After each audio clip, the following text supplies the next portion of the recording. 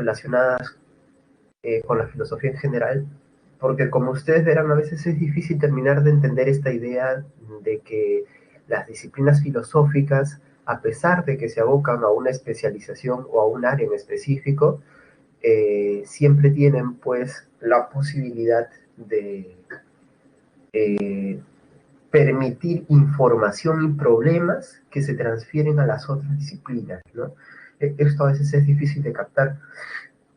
Y bueno, pues entonces lo que sucede es que la nociología es un campo de conocimiento que también nos llevará a otras disciplinas, a otros problemas en otras disciplinas filosóficas, ¿no?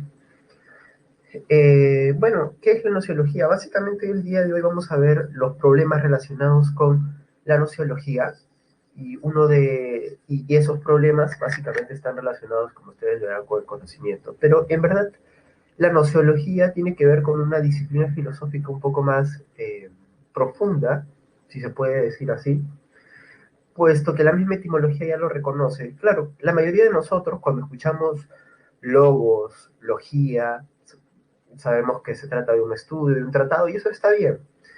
Eh, pero en verdad yo creo que los griegos, ¿no? Hacían mucho más referencia con logos a una cantidad de cosas, porque la esencia de la palabra estaba precisamente en el discurso, en la posibilidad de lo que se puede decir racionalmente usando las palabras, ¿no? Entonces, cuando se habla de logos, en verdad se está hablando pues de una propiedad, ¿no es cierto?, del ser humano para transmitir información a través de la palabra, ¿no? Por eso que ellos decían, el logos es lo que te hace humano, ¿no? Logos en tanto razón, pero por uso de palabra, y por eso que también puede significar teoría y demás, ¿no? Porque es más que todo la capacidad de hablar racionalmente, logos, ¿no? Entonces, podríamos decir que la nociología es lo que se dice en torno al problema de la gnosis. ¿Y qué es la gnosis? La gnosis, pues, es el conocimiento, ¿cómo podríamos decirle? El conocimiento o el proceso del conocimiento, ¿sí? Eso quiere decir, cuando tomamos al conocer como una actividad, ¿qué es lo que descubrimos de este procedimiento?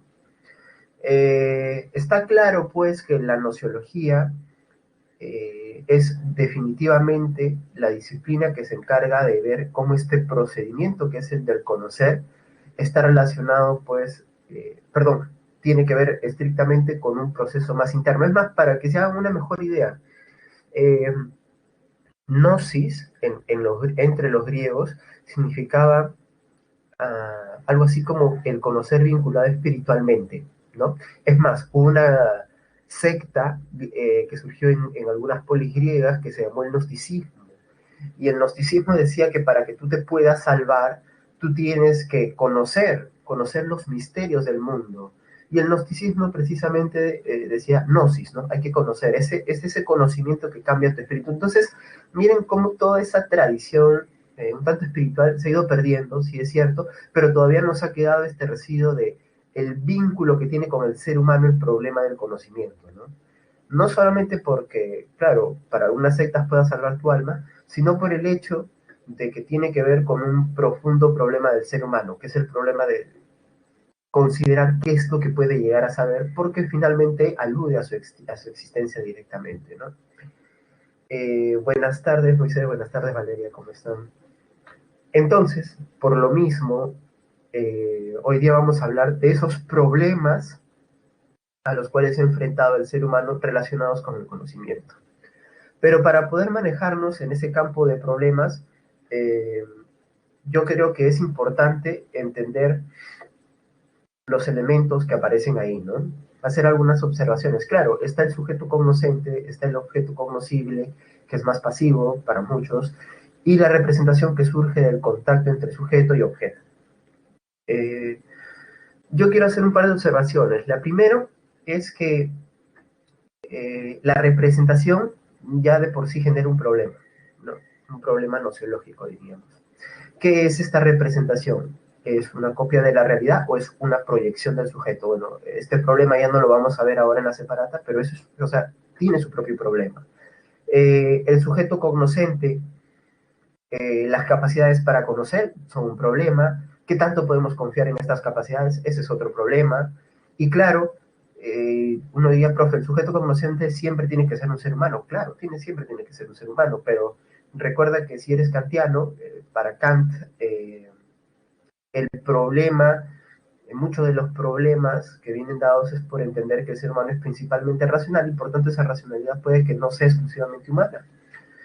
Es por eso que él diría, es mejor digamos que es un sujeto racional y finito, ¿sí? Es eso, y sensible también, que puede experimentar cosas sensibles, ¿no?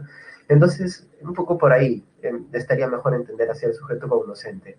Sobre todo si tú ya has tenido contacto con los hermanos mayores, ¿sí? De otros planetas, entonces mejor dices sujeto cognoscente o racional y no ser humano. Y sobre el objeto cognoscible lo mismo, también cabe una desconfianza más que una confianza, porque no sabemos si lo que conocemos sobre el objeto es lo último o si todavía hay más cosas por descubrir en él, ¿no? Entonces, un poco así presentados los elementos, creo que podemos proceder a ver ya uno de los primeros problemas más importantes dentro de la nociología.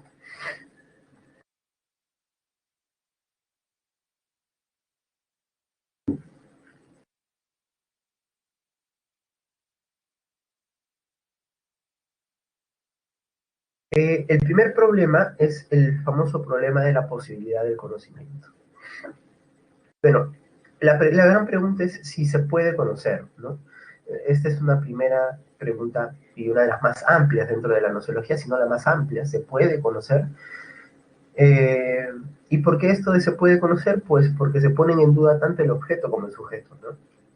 Bueno, y vamos a ver cuáles han sido las respuestas. Obviamente hay dos posibilidades obvias, ¿no? Pero hay una tercera menos obvia.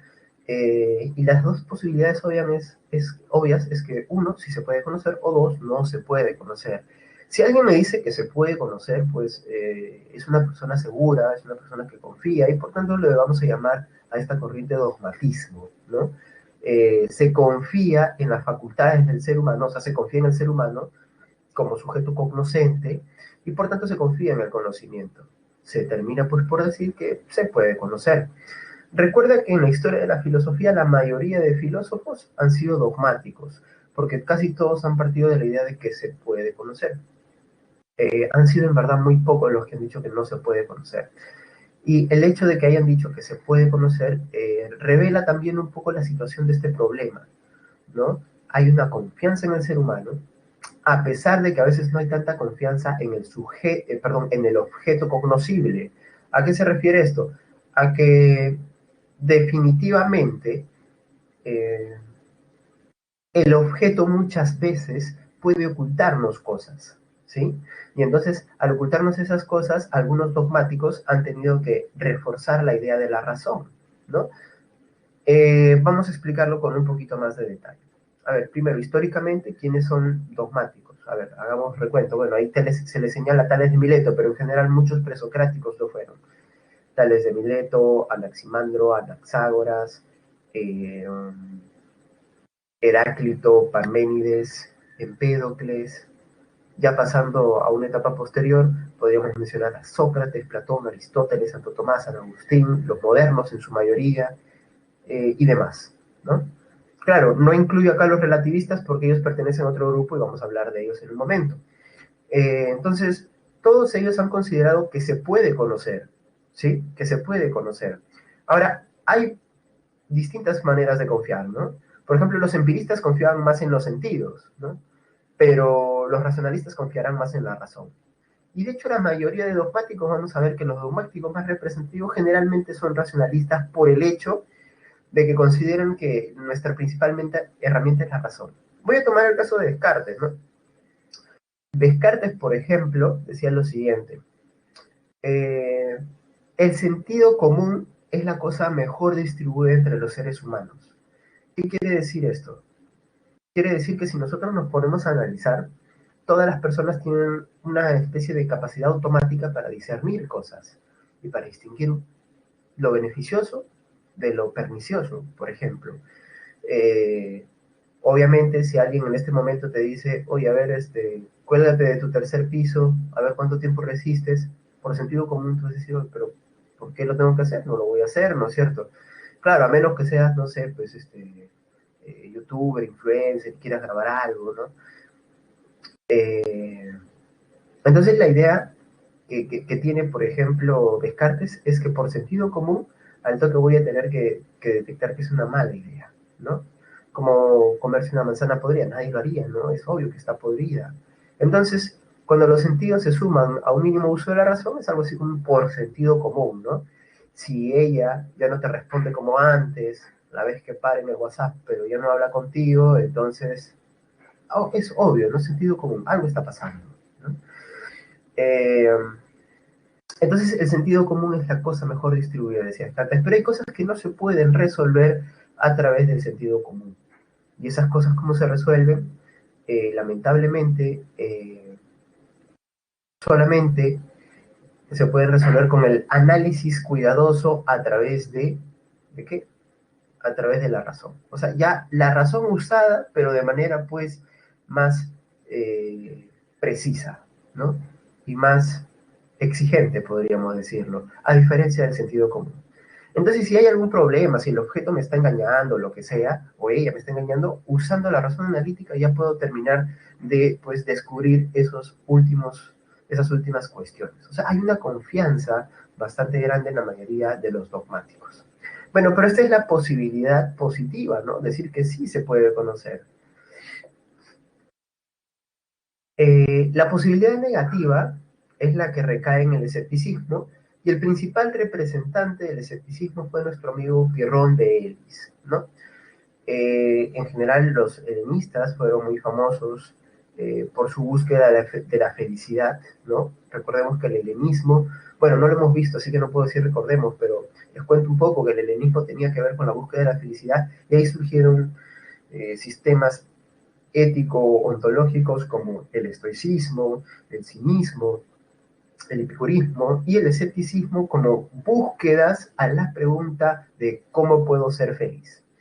Bueno, digamos que Pirrón de Elis es uno de los más tardíos, y él vio cómo las otras propuestas del helenismo, eso quiere decir los cínicos, Epicuro, eh, o los estoicos, debatían constantemente por el problema de la felicidad, y veía cómo los que lo seguían, pues prácticamente iban a muerte en los debates, ¿no? Entonces, Pirrón de Elis se da cuenta de la paradoja de que por buscar la felicidad se han olvidado de ser felices, ¿no? Y él se da cuenta de que hay cosas que nunca vamos a poder descubrir a ciencia cierta, no hay certeza sobre algunas cosas. Entonces, ¿qué es lo que tenemos que hacer? Como la lechuza, ¿no? La lechuza hace, o sea, epogé, suspender el juicio, guardar silencio. ¿Pero por qué, profesor? ¿Solamente por buscar la felicidad? Sí, porque eso te va a dar la ataraxia, le llamaba Pirrón de Elis, o sea, tranquilidad o imperturbabilidad del alma. Pero no solamente ello, sino que también con esto tú estás ganando la posibilidad de evitar problemas, ¿no? Eh, Recordemos que para Pirrón de Elis, la epogé, la suspensión del juicio, tiene que ver sobre todo con grandes problemas, ¿no? No quiere decir que vas a estar callado toda tu vida, sino que sobre preguntas demasiado filosóficas, para decirlo así, Pirrón de Elis recomienda pues el silencio, porque no se puede conocer del todo. ¿Y por qué? ¿En qué se basa? Porque él dice, ¿qué es lo que yo puedo ver? Lo que yo puedo ver, en verdad solamente es una parte de todo lo que en verdad es. Entonces hay cualidades que van al infinito en el objeto, y por lo tanto, aunque yo diga algo, es muy probable que casi siempre esté equivocado. Por ejemplo, si yo en este momento tengo este reloj, ¿no es cierto? Eh, yo les puedo dar la descripción, ¿no es cierto?, donde lo compré, les puedo decir cómo funciona, les puedo decir con qué elementos fue fabricado, ¿no es cierto? Y de pronto alguien me dice, oye, ¿y resiste el agua? Y yo te digo, sí, es resistente al agua y a cualquier líquido, ¿no es cierto? Y viene alguien y le echa energía, muy bien, sigue funcionando. Viene alguien y le echa, no sé, pues café, sigue funcionando. Y Pirondelis vendría y diría, a ver, échale ácido.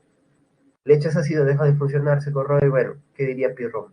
Ahí está, hay una cualidad que tú nunca eh, vas a conocer porque siempre hay cualidades que se nos escapan. ¿Por qué? Porque la razón humana es limitada. En cambio, las cualidades son infinitas. Claro. Entonces, es por esto que finalmente la actitud que asume Pirondelis y la respuesta de que no se puede conocer es una de las respuestas más interesantes en el mundo de la filosofía, porque implica una ontología donde se piensa que el objeto tiene cualidades infinitas. Eh, es por eso que él siempre recomendaba desconfiar de lo que nos dan nuestros sentidos y de lo que deduce la razón, porque no siempre son correctos, ¿no? Claro que él hablaba, en otras partes también decía, en otros momentos ha llegado a decir que para vivir tampoco hay que ser tan extremos, pues. A veces para vivir hay que guiarse por los sentidos en cuestiones muy simples, ¿no es cierto? Por ejemplo, te tiran una chancla voladora, no te vas a poner a dudar, ¿esta chancla está viniendo o no está viniendo? No, pues simplemente la esquivas, ¿no es cierto? A veces hay que dejarse llevar por los sentidos cuando las cosas son muy obvias, dice. Pero, asimismo, ¿no es cierto? Hay que, cuando se trata de escoger el estilo de vida que tenemos, hay que seguir las leyes y las costumbres, porque por algo están ahí, dice nuestro amigo Pirrón de Elis, ¿no? Eh, y cuando ya se trata de problemas muy serios, que la razón a veces no va a terminar de resolver, porque recuerda, hay infinitas cualidades que no podemos descubrir, eh, al final lo que va a decir nuestro amigo Pirrón de Elis es, bueno, si tienes que dar una respuesta, guíate por la probabilidad, ¿qué es lo más probable? ¿No es cierto? Es así de simple, ¿no? Eh, Ahora, una anécdota que refleja un poco esta actitud de nuestro amigo Pirrón y lo que él le recomendaba a sus discípulos, porque sí tenía discípulos, tenía seguidores, aunque no lo crean, se ve pues en el hecho de que cuando a Pirrón, cuando una vez uno de sus discípulos, Anaxarco, estaba caminando fuera de la ciudad, cayó en un pozo. Entonces pedía auxilio, gritaba, pedía auxilio a Anaxarco, y Pirrón de Elis pasaba cerca del pozo. Entonces Anaxarco empieza a gritar, maestro Pirrón, ayúdeme, he caído en el pozo, no puedo salir. Pirrón se sobrepara, se detiene, escucha la voz, lo que parece ser la voz de su discípulo, se detiene y sigue caminando, ¿no es cierto? Entonces, a la semana siguiente se vuelven a encontrar Pirrón con Anaxarco, y Anaxarco, uno, ¿qué es lo que haría, no es cierto? Uno diría, maestro, ¿cómo es posible que no me haya rescatado y tal, que me moría ahí de frío, ¿no es cierto? Encima el pozo estaba lleno de lodo, lo que sea, ¿no es cierto? Pero Anaxarco se acerca y le dice, maestro Pirrón, gracias por la lección de ese día. Y Pirrón le dice, ¿a qué te refieres? Bueno, ese día yo había caído en un pozo y yo lo empecé llamando pensando que era usted, pero me había olvidado que se trataba de Pirrón, el escéptico, la persona que duda de todo. Así usted me dio la lección de que usted no se dejó llevar por los sentidos y no pensó o no asumió que era mi voz. Y yo debía haber hecho lo mismo. Porque ¿qué pasaba, por ejemplo, si no se trataba de mi maestro Pirrón, sino que se trataba, por ejemplo, de unos bandidos? Me hubiesen sacado del pozo y me hubiesen golpeado, me hubiesen robado. Sobre todo si vivo en donde, mejor no lo digo. Ahora, ¿qué es lo que dice Pirrón? Pirrón le dice, ah, sí, sí, sí, esa era la lección, ¿no? Bueno, eh, algunos, sí, pues algunos piensan que esta anécdota no es real, ¿no? Es un poco para hacer crecer la imagen de Pirrón como alguien que dudó de todo. Y puede ser flojera, tienes razón, Valentina, puede ser flojera. O de repente le caía mal a Naxarco, ¿no? De repente si era otro discípulo sí lo recogía, ¿no? A ver, ¿qué discípulo es Rudy? Ah, a Rudy sí lo recojo, pero en cambio a Naxarco no, pues, ¿no? ¿Para qué? Encima Naxarco, ¿no? Hay gente que todavía se llama así hasta el día de hoy, ¿no? Naxarco. Bueno, pero como les digo, me imagino, ¿no es cierto?, que a pesar de que él promovía la epogé, de todas maneras hay una postura más mesurada para hablar de esto del epogé, a pesar de que efectivamente siempre habló de dudar de todo, dudar de los sentidos, porque finalmente no vas a conocer del todo, ¿no? La pregunta es, ya tenemos dos posibilidades, sí se puede conocer y no se puede conocer. Lo que nos quedaría por saber es si es que acaso existe una tercera posibilidad.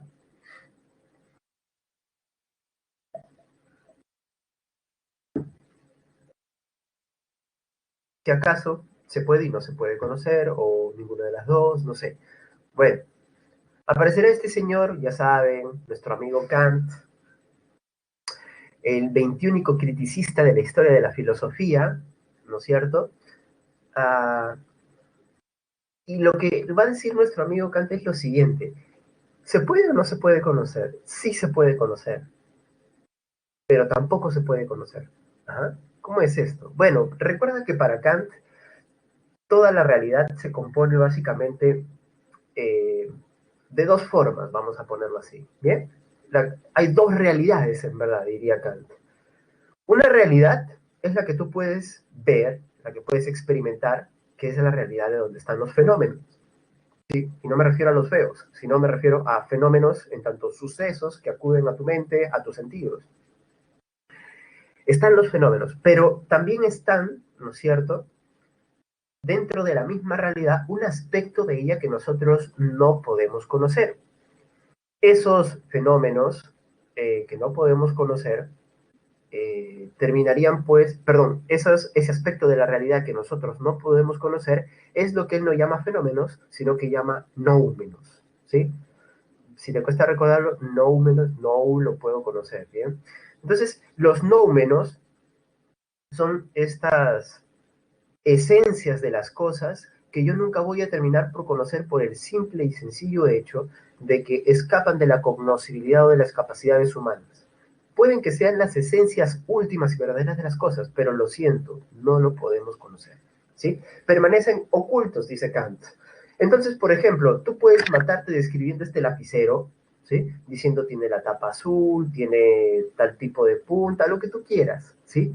Pero al final nunca vas a poder revelar del todo su esencia. O sea, el noumeno, pues. Curioso, ¿no? Entonces, la pregunta que le podemos hacer acá, como se le hicieron luego, es, pero papi, si no se puede conocer, ¿cómo hablas del noumeno? ¿Por qué hablas del noumeno si no se puede conocer? ¿Acaso tú lo has conocido? No. Pero Kant dice, lo que pasa es que como la razón y los sentidos tienen límites, yo tengo la posibilidad de decir que hasta acá llegué, hasta acá conozco. Eso que ya no se conoce, simplemente le estoy poniendo nombre, no quiere decir que lo estoy conociendo, dice Kant. Yo simplemente estoy diciendo que esto es lo que no puedo conocer. Estoy reconociendo la limitación de la razón y la limitación humana, ¿no es cierto? Entonces, para Kant, pues podríamos decir que se puede conocer fenómenos, pero no se puede conocer los nómenos. Bien, eso quiere decir que de los fenómenos podemos hablar con cierta seguridad, pero hay que recordar que siempre puede haber algo que hace que no cuadre lo que estamos especulando en torno a los fenómenos, porque esa cualidad puede venir del mundo nouménico o numénico, como le decimos en castellano, ¿no? Del mundo numénico. Muy bien, entonces, recordar que para Kant, pues, es posible conocer el fenómeno, pero no el noumeno, y recordemos, pues, que para Kant todo se basa en las formas puras de la sensibilidad a priori, ¿no es cierto?, que son el espacio y el tiempo. Y esto ya lo hemos hablado, ¿no? ¿Tú cómo conoces a los fenómenos? Bueno, a través de mis sentidos. Es cierto, los conoces a través de tus sentidos, pero puedes conocer a través de tus sentidos gracias a que tú tienes instalado, ¿sí? Voy a ponerlo en términos un poco más informáticos, tú tienes instalado en tu disco duro, vamos a ponerlo así, el espacio y el tiempo. Entonces, cuando algo sucede, ¿no es cierto? Cuando algo se mueve, tú lo puedes ver como que se mueve gracias a que el espacio y el tiempo están instalados en ti. Sin esta aplicación, tú no podrías ver movimiento. Tú no podrías, pues, tener noción de la experiencia sensible. Simplemente no experimentarías. Entonces, ¿por qué conocemos los fenómenos? Gracias a nuestras estructuras. Si tú te das cuenta, lo que te está diciendo Kant, y si lo comparamos con lo que dijeron dogmáticos y escépticos, es un poco una confianza en el ser humano para conocer fenómenos, pero una desconfianza respecto del objeto, porque el objeto me puede estar ocultando algo. ¿Bien? Hay que tomar en cuenta estos puntos que son claves, ¿no? Para terminar de entender a Kant. Bueno, chicos, ¿hasta acá hay alguna pregunta? ¿Hay alguna duda? Este es el momento, hablen ahora, caen para siempre.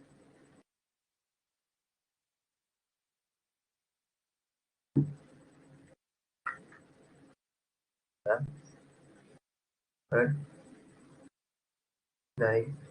Preguntas, dudas, consultas sobre Kant, nociología, el primer problema que hemos visto, Genial, Valentina, gracias. ¿Alguien quiere cantar una canción? De repente, todo el mundo con las manos arriba y cant, y cant, y cant. ¿Nadie? ¿Listo? Bien, entonces continuemos. ¿No han escuchado esa canción? Búsquenla después.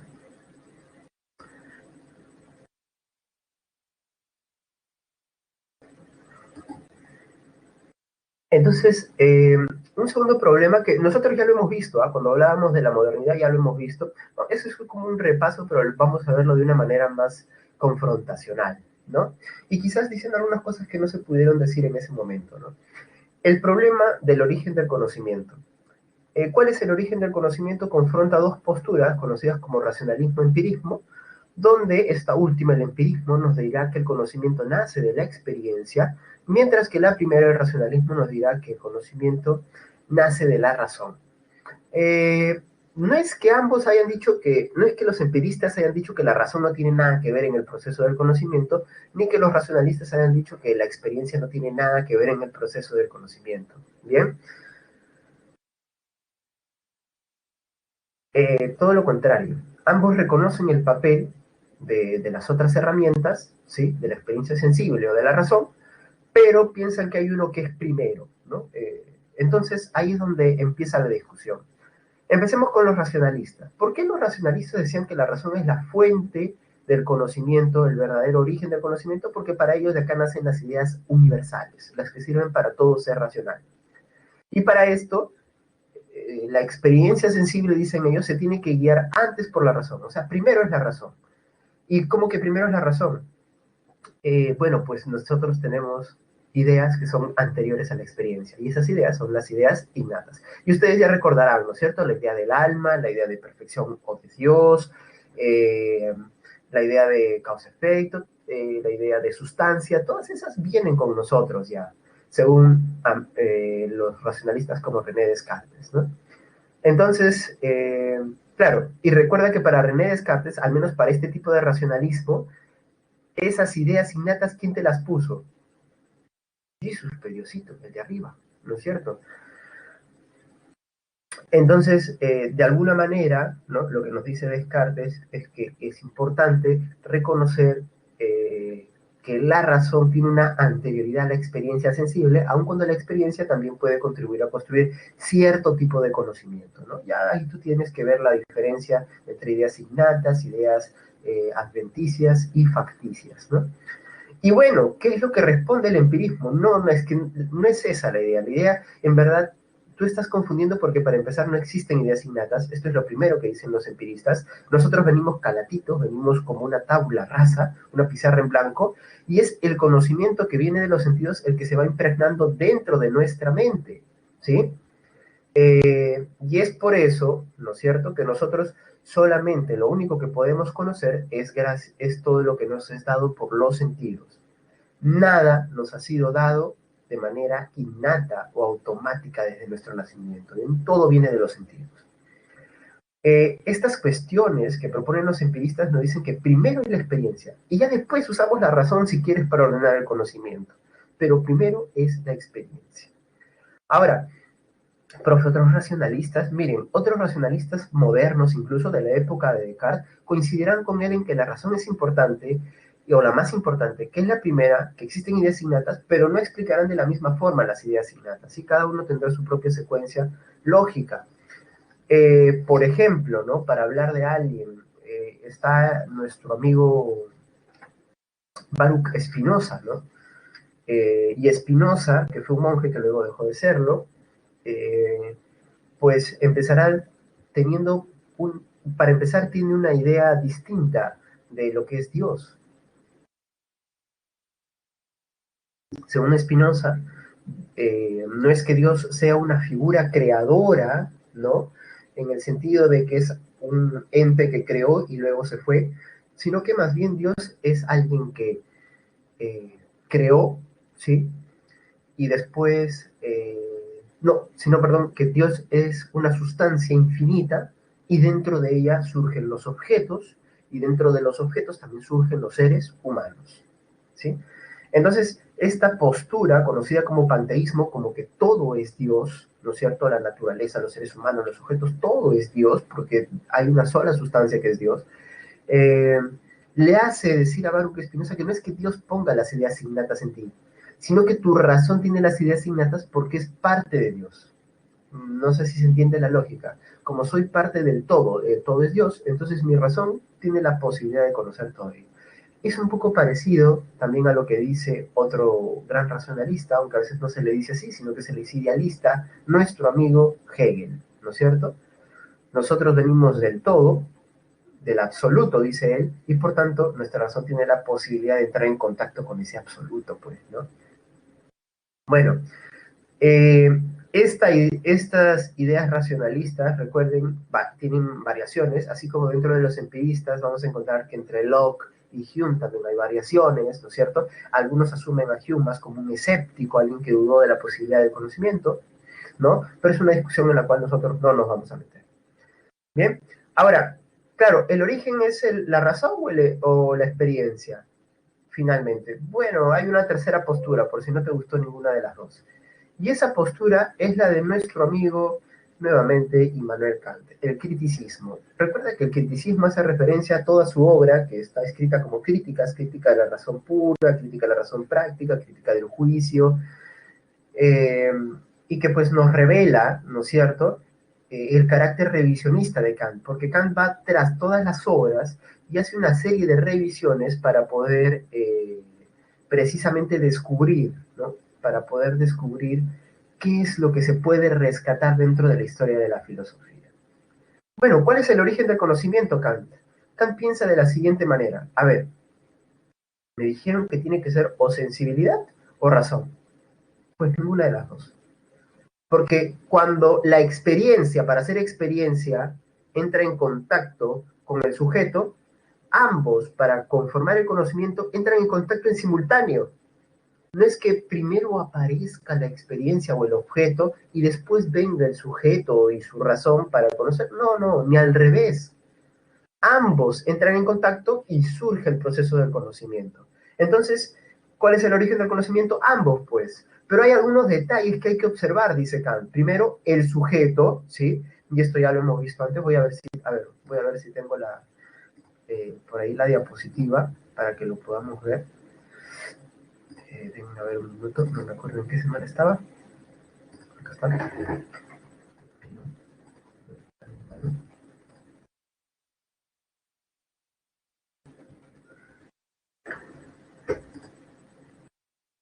Ahora vamos a ver si se puede cargar bien. Denme un minuto, está cargando. Ahí está. Según nuestro amigo Kant, tal y como lo estábamos viendo, a ver, vamos a hacerlo un poquito más grande, ahí está. Bien. Los detalles que hay que entender es que a pesar de que el sujeto, ¿sí?, con su razón y la experiencia o el objeto, cuando entran en contacto generan el conocimiento, lo que hay que entender es que el sujeto ya viene con una carga. El objeto tiene una parte que no se puede conocer, que es el mundo nouménico. En cambio, el sujeto tiene pues una carga previa. No venimos con ideas innatas, ¿sí? Pero definitivamente nuestro entendimiento funciona con ciertas estructuras. Por ejemplo, las formas sensibles a priori. Lo que acá ven ustedes como sensibilidad, ¿no es cierto? La sensibilidad, que se puede reducir a espacio y tiempo, son las que intuyen precisamente el objeto, ¿sí? Si tú no tuvieses el espacio y el tiempo en tu mente, no podrías captar el objeto. Luego, dice, el entendimiento piensa o juzga el objeto y los organiza en categorías. Y después la razón sintetiza los datos y genera ideas trascendentales como alma, mundo y Dios. O sea, no es que esto me venga de fábrica, no es que Dios haya puesto estas ideas en mí, sino que yo las voy a producir, pero sí tengo unas estructuras de fábrica. Pero además, ¿qué más nos dice nuestro amigo Kant? Kant nos dice que, perdón, Kant nos dice que el sujeto es el que tiene la razón y los sentidos. Entonces, ¿quién es más importante en el proceso del conocimiento? ¿El sujeto o el objeto? Obviamente el sujeto, a pesar de que el conocimiento se construye con la confluencia simultánea de ambos. Bien, miren estas cuestiones particulares. Y bueno, y las citas que tenemos acá son precisas para terminar de revelar lo que les estoy explicando, ¿no? ¿Qué dijo Kant? Dijo, los objetos nos vienen pues dados mediante la sensibilidad y ella es la única que nos suministra intuiciones, o sea, el espacio de tiempo, ¿no es cierto? Ellos son los que nos permiten captar lo dado, que son los objetos.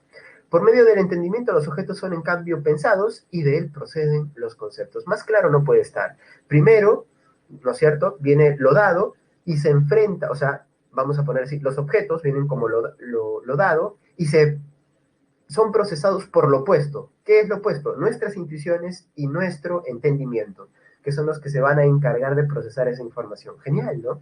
Y es por eso que va a decir Kant lo siguiente. Las intuiciones sin conceptos son ciegas y los conceptos sin intuiciones son vacíos. Si quieres que te lo ponga en términos más mortales, si se tratase de información que me da la experiencia sin el uso de la razón, sería ciego, pues. Seríamos como los animales. Ahí no podemos hablar de que hay conocimientos porque no sabemos qué sucede del todo dentro de sus mentes. No sabemos, ellos lo ordenan, pero asumimos que no, porque no tienen las estructuras racionales que los seres humanos. Entonces, ahí simplemente la información pasa, y por eso ellos se mueven de manera automática. Entonces, es como para Kant, en el mundo del conocimiento ellos están ciegos.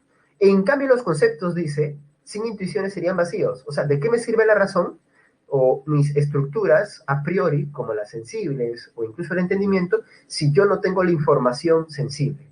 Pues estarían vacíos esos conceptos, ¿no es cierto? Ahí está. Entonces, es genial lo que dice Kant. Me parece que como ya les he comentado, mi admiración por Kant no tiene que ver con el hecho de que yo lo haya investigado, sino también con el hecho de que al haberlo investigado, uno descubre que dice cosas muy sensatas e importantes, ¿no?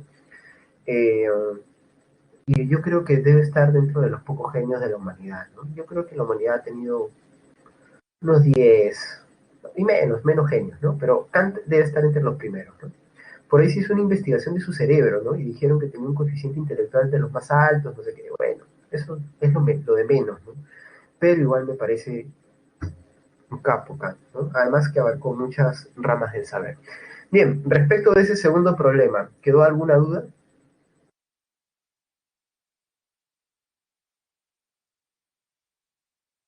Bien, genial, entonces podemos seguir. Eh, bueno, entonces, el problema, uno de los problemas más importantes, antes lo veíamos en relación con el problema de la naturaleza del conocimiento, ¿no? Que cómo es el conocimiento o qué es el conocimiento para el hombre o dentro del hombre. Hoy en día ya lo vemos simplemente como el problema de la verdad. ¿Qué es la verdad? Se supone que la verdad es un conocimiento último que ya no debe dar lugar a dudas, ¿no es cierto? Se supone. Eh, y definitivamente hay opciones siempre también, ¿no? ¿Cómo es que se consigue la verdad? ¿No? Eso sería un poco más lo que ayudaría a definir la verdad. Bueno, para empezar tenemos una teoría que ya hemos visto, yo les había dicho ya que esta teoría la íbamos a ver, pero de alguna manera ya ha sido revisada o al menos mencionada, y es la teoría de la verdad como correspondencia. También se conoce como la teoría del espejo, ¿sí? ¿Por qué? ¿Qué quiere decir? Que algo es verdad cuando lo que se dice, los enunciados, reflejan lo que está en la realidad. Si se corresponden, entonces yo digo que eso es verdad. Por ejemplo, tú me describes a mí y le vas a preguntar a un compañero si es verdad o no. Entonces tú dices, no, el profesor siempre, es un profesor que siempre sale bien peinado, pulcro, no tiene barba, ¿no es cierto? No usa lentes, tiene una vista excelente, y si tu compañero está en la misma clase y ve al profe y dice, oye, eso no es verdad, porque no corresponde con, ¿no es cierto? No corresponde con lo visto. Entonces ahí no está funcionando un espejo. Y definitivamente si no hay un reflejo, entonces no hay una correspondencia, ¿no? Aristóteles lo puso de la siguiente manera. Es como un trabalengua, pero es un bonito trabalengua filosófico, de hecho. Dijo lo siguiente: decir de lo que no es, o de lo que no es, que es falso. Mientras que decir de lo que es, o de lo que no es, es verdadero. Eso es lo que dijo Aristóteles. En otras palabras, ¿qué es lo que te dijo? Si lo muestras tal y como está en la realidad, es verdad. Si no lo muestras como está en la realidad, es falso. Bien, así de sencillo. Pero puedes usarlo para confundir gente, esta frase, ¿no? A ver en qué circunstancia. Por ejemplo, si te preguntan qué somos, ¿no es cierto? Y tú tienes miedo de contestar esa pregunta, una pregunta que llegó muy pronto, tú le dices, papi, Aristóteles dijo, decir de lo que es que no es, o de lo que no es que es falso. Ya atarantado ya, o atarantada no puede decir nada, ¿cierto? O atarantade, ¿no? Eh, bueno, lo que nosotros vemos es que Aristóteles en verdad está teniendo una versión correspondentista de la verdad, al igual que la van a tener, por ejemplo, Tomás de Aquino, Bertrand Russell, no sé si han escuchado alguna vez de Bertrand Russell, y el discípulo de Bertrand Russell, Ludwig Wittgenstein, de quien vamos a hablar creo más adelante, si no me equivoco. Eh, entonces, esto es la teoría de la correspondencia. ¿Cómo funciona? Un ejemplo más para que quede claro. Recuerda, si se corresponde con la realidad, es verdad. Bien, en la lógica, por ejemplo, hablábamos de validez y verdad, y decíamos que verdad es cuando se corresponde con la realidad. Ahí está, por ejemplo, la lógica asume la teoría correspondentista. Los científicos asumen también una teoría correspondentista, en su mayoría, ¿no es cierto? Cuando algo pasa a ser verdad, cuando pues lo puedo corroborar en la realidad y ver que funciona de esa manera efectivamente, ¿no? Eh, y bueno, esa sería la teoría de la verdad como correspondencia. Ahora, hay una verdad como evidencia también, que básicamente fue propuesta por Descartes y por algunos otros racionalistas. Y como se emocionaron tanto con la razón, dijeron, bueno, la verdad es verdad cuando la razón lo comprueba, no cuando lo compruebas en la realidad. ¿Cómo es esto? O sea, cuando algo es verdad, cuando es demasiado obvio para nuestra razón. Esa es la definición de verdad, digamos así, de una manera eh, más corriente, ¿no? Para decirlo de una manera más simple. Será verdad algo cuando yo pueda comprobarlo con mi razón y decir que es algo obvio, pues, ¿no? Por ejemplo, yo digo, pienso, luego existo, eso es obvio, ¿no? Si pienso, es porque estoy existiendo en este momento. Entonces, eso es una verdad indubitable, según Descartes, ¿no? Otra cosa que puedes comprobar sin necesidad de la experiencia, como una evidencia, ¿no es cierto?, sin acudir a contrastarlo con los hechos, las verdades matemáticas, los axiomas, por ejemplo, ahí están, ¿no? Entonces, si es muy obvio, obviamente lo tomas como una verdad, ¿no? Según Descartes. Y para eso tienes que usar tu razón, pues para determinar qué tan obvio o qué tan evidente es. Si no es evidente, no es verdad, ¿no? Y hay una tercera postura, ¿no? Que dice, en verdad nosotros decimos que algo es verdad solamente como una excusa, porque en verdad llamamos verdadero a lo que nos es útil, ¿no? Esto es la propuesta pragmática de William James y de Charles S. Peirce, ¿no es cierto? Y que dice que decimos que algo es verdad cuando algo es beneficioso, ¿no? Es por eso que él dice, lo verdadero es solo el recurso de nuestra forma de pensar, así como el derecho es solo un recurso de nuestra forma de comportarnos. O sea que verdadero es la descripción formal que nosotros le damos a algo que, eh, verdadero es la forma, o perdón, el término que nosotros le damos, que le añadimos a algo que nosotros consideramos beneficioso. Por ejemplo, yo quiero decir que es verdad eh, que existo. No necesito acudir a una noción de evidencia. Según William James, esto se asumirá como verdadero no porque es obvio, sino porque es útil, porque me es útil para luego demostrar, no sé, cómo es mi existencia, que no se puede dudar de la existencia, o sea, lo aceptamos por su utilidad. Definitivamente, según James, las cosas que hemos llamado verdaderas han terminado siendo aceptadas como tales porque nos han resultado útiles, o de repente les resultaron útiles a algún grupo, ¿no es cierto?, social, económico, lo que sea, y nos hicieron creer en ello y las seguimos usando como verdades porque funcionan, porque son beneficiosas. ¿Por qué creemos hoy en día en la libertad? ¿Por qué la libertad es uno de los pilares? ¿Somos verdaderamente libres? Hay teorías en torno al comportamiento que dicen que nosotros en verdad no pensamos nuestras decisiones, sino que hay ciertos automatismos. Entonces, ¿qué tan libres somos? Parece que no lo somos. Entonces, ¿qué diría James? Ahí está, pues pensamos que somos libres o lo aceptamos como una verdad porque, ¿no es cierto?, nos resulta beneficioso. pensar que no somos libres de repente generaría angustia o lo que sea, ¿no? Te leo, Ciro, si se pudiera, si se pusiera en duda que todo lo que piensa no necesariamente existe, es lo que hizo Descartes, por ejemplo, Ciro, ¿no? Él usó la famosa duda metódica, dudó de todo lo que existe y dijo, voy a encontrar solamente una primera verdad y de esa verdad deduciré todo el resto del mundo, si es que acaso el mundo existe. Y bueno, él lo hizo partiendo de este axioma de pienso, luego existo, ¿no? Bueno, para él era un axioma, ¿no? Bueno, entonces, uno diría, se ha entendido, creo, ¿no? Estas nociones de verdad. No hay otra noción que podríamos llamar una noción de verdad. Bueno, hay una cuarta noción, a ver.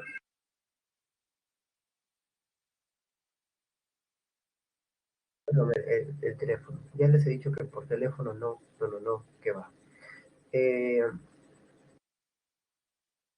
el problema es que también hay otras posturas, ¿no? Las posturas del consenso. Por ejemplo, esa postura del consenso propuesta por Jürgen Habermas, lo voy a escribir acá en el chat público. A veces demora un poquito las notas compartidas.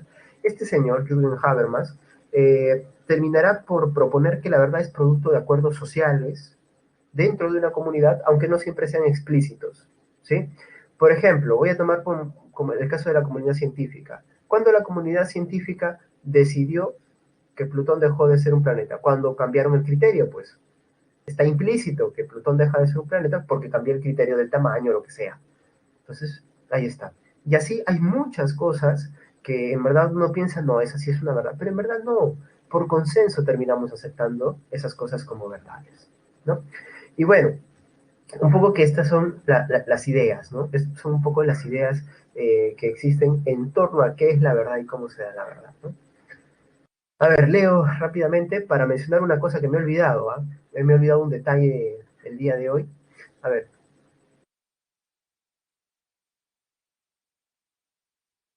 voy a ver si te puedo entender, Moisés. A ver, dice, no existiría en un espacio en donde lo que se pudiera sostener como existente se deduciría de una simple forma de ignatismo.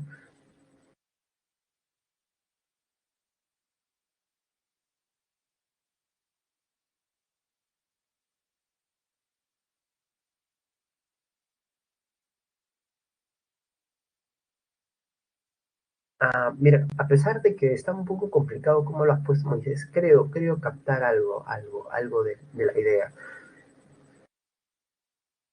Claro,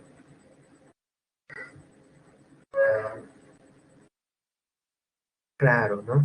Podría pensarse también eso, ¿no? La posibilidad del ignatismo para entender que, eh, es más, lo podemos relacionar con Descartes, ¿no? Pero bueno, si se piensa en el ignatismo, podríamos terminar deduciendo algunas cuestiones que terminarían por afirmar la existencia de algo y por tanto la no posibilidad de la no existencia, ¿no? Bueno, podría ser, al menos tal como lo he entendido. No sé si es así como tú lo estás entendiendo. Bueno, vayan a notas compartidas rápidamente. Yo les había mencionado en el problema de la posibilidad de conocimiento una posibilidad extrema, que es la del dogmatismo, ¿sí? Quienes asumen que se puede conocer, ¿sí? Luego estaría la posibilidad que nos dan el criticismo, que nos dice se puede, pero también no se puede conocer. Luego estaría el escepticismo, que nos dice que no se puede conocer, y acá es donde yo me olvidé de ponerles este detalle. También está el relativismo, porque recuerden que el relativismo de Protágoras, que nos decía, se puede conocer, no se puede conocer en verdad. Lo único que podemos hacer son afirmaciones personales. O sea, si el conocimiento existe, es un conocimiento referente a lo que es mi perspectiva. Y acá podríamos poner también el perspectivismo de un señor que se llamó Ortega y Gasset. ¿Sí? Pero de momento esto no lo tienen que recordar, así que lo voy a tachar. El relativismo dice que es el hombre la medida de todas las cosas.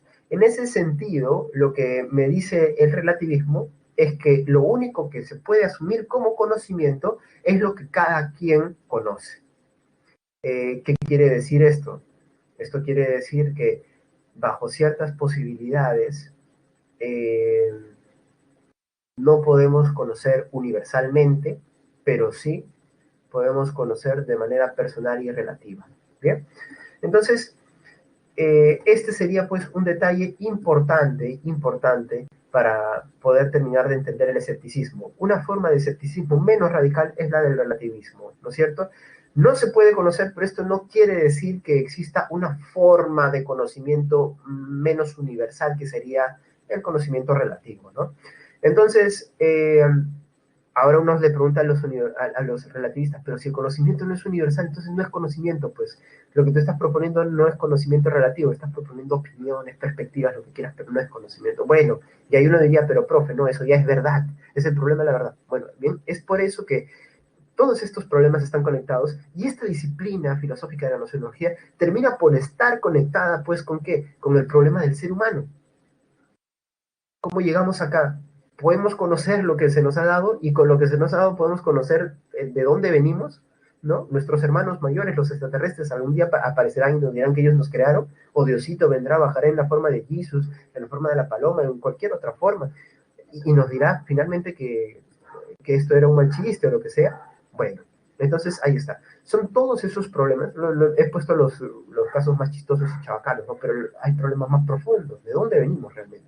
Bueno, esto lo veremos cuando hablemos de antropología filosófica y hablemos brevemente del existencialismo, que algunos no quieren hablar porque piensan que es algo negativo, pero no, es algo más positivo. Bueno, espero que les haya gustado la clase, espero que no se hayan quedado con dudas existenciales. Chicos, sí son libres, ¿bien? Basta con que lo crean para que sean libres. Eso es lo que dice Martin Buber, ¿no? El problema es libre quien piensa que es libre, ¿no? El primer paso para ser libre es pensar que uno es libre, ¿no? Así que, bueno, ¿para qué venimos? No sé, pues yo tampoco lo sé. Ojalá algún día lo descubramos, ¿no? O de repente es como descubrirlo al final del camino, ¿no?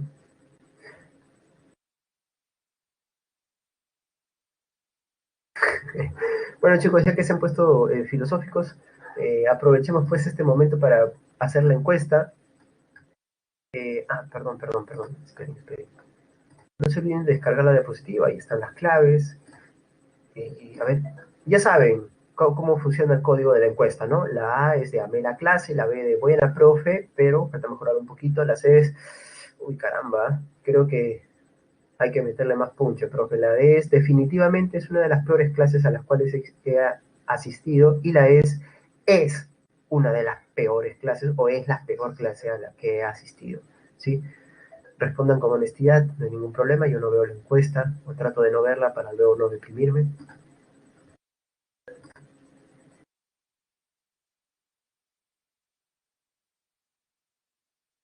Sí, me lo han dicho, Altair. Aunque yo prefiero pensar que me parezco a un filósofo.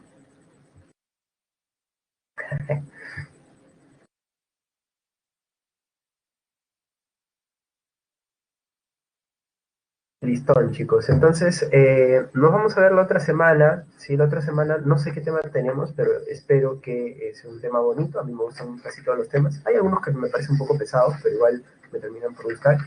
Y pues espero que hayan dado un buen examen. No lo he comentado nada de su examen, pero espero que lo hayan dado bien. Los comentarios que me han llegado es que ha sido una práctica sencilla. Bien, espero que siga siendo así.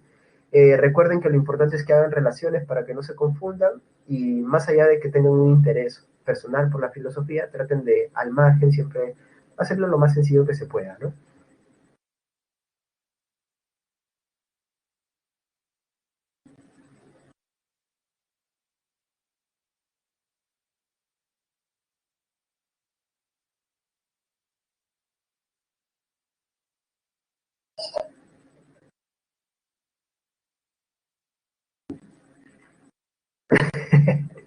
Bien, chicos, ya, muy buenas dudas respecto a la calificación. ¿Ves que se puede especular hasta de la evaluación?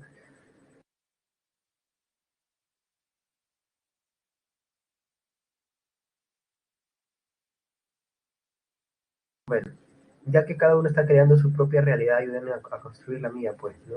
Entonces, evalúen lo más objetivamente que puedan. Chicos, esto me hace recordar un poco esta serie, ¿no? Ricky Morty, ¿no? ¿Han visto?